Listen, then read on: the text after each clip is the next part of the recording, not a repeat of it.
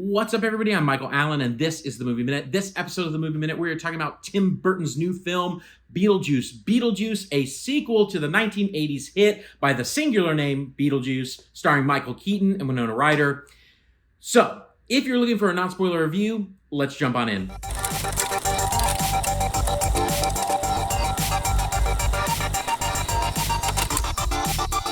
All right, so Beetlejuice Beetlejuice. I was really excited about this film because the original film kind of holds a special place in my heart nostalgia-wise. Even though it was a really weird film, I really enjoyed it when I was a kid. Tim Burton just has a way with world building, right?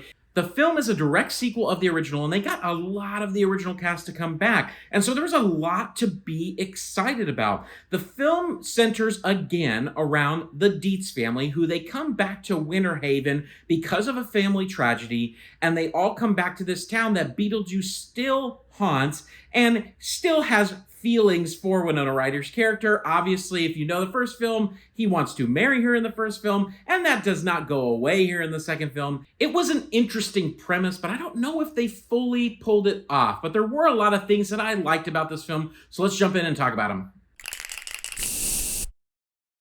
First and foremost, they really did a good job, obviously, with the casting. They got back a lot of the original cast. Michael Keaton's back as Beetlejuice. Winona Ryder's back. Catherine O'Hara is back.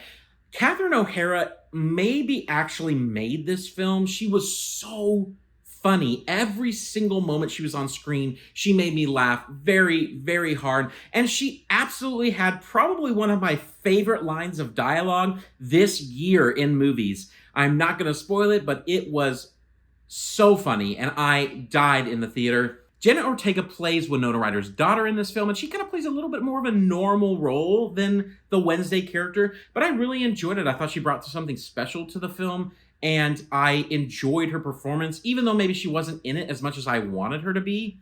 The world building is really good in this film, as well as the character design and the props and the costuming.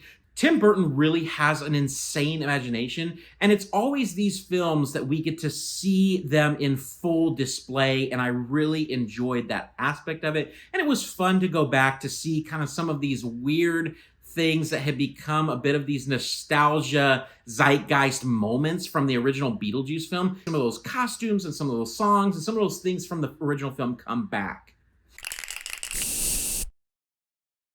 There is a lot wrong with Beetlejuice Beetlejuice. I talk a lot about setup and payoff, to where you have to set up a story beat and then pay it off with your audience. There's a lot of setups in this film that have zero payoffs, and there's some payoffs in this film that had no setups. And so the story itself is jumbled, and its pacing is off as well. I was very sad for the first half of this film because it was just off. It didn't flow well. The story didn't make a lot of sense, and it wasn't even that intriguing of a story. And so I was really, really sad about that. Justin Theroux's character was really bad in this movie. I think the dialogue really didn't do him any favors. He's normally an incredible actor if you've seen him in like The Leftovers and several other films. It's really fascinating, too, because the original Beetlejuice didn't necessarily have the strongest story, but the characters elevated the film, and it really was about the characters. It was about Beetlejuice and the Deetz and engaging with those people. And so this film did not do that. The characters did not elevate the story. There was almost too many characters to really fully grasp what's going on. Willem Dafoe is in this film, and I thought he doesn't even need to be in it. There were several characters that didn't even need to exist in this film. One other huge thing that I didn't like about this film is that the film is called Beetlejuice Beetlejuice. This film is about Beetlejuice. That's what made the first film amazing, is we were in Beetlejuice's world and we got to see all these weird, crazy moments with him and how he owned that world. In this new film, that just doesn't happen. He is not in this film as much as he should be. Where's Beetlejuice? He is the title character, and we are not with him very often. The first half of the film, we barely see him, and in the latter half of the film, we don't see him as much as we should. And so that was a major ding on this film.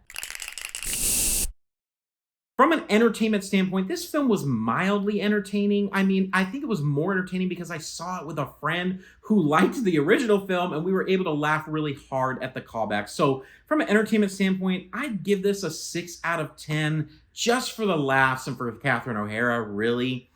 From a critic standpoint, I just did not like this film. It fell flat in way too many ways. I'd give it a 4 out of 10. And so 5 out of 10 for me for Beetlejuice Beetlejuice, which was super disappointing. I just was super sad about it. So from a badge standpoint, at the end of the day, I hate to do this. I don't like doing this, but Beetlejuice Beetlejuice was a dumpster fire. It fell way too far short in the script and the dialogue area, and it didn't focus enough on Beetlejuice. If you're looking for non-spoiler movie reviews, please subscribe, join this community with me, and until next time, everybody, peace out.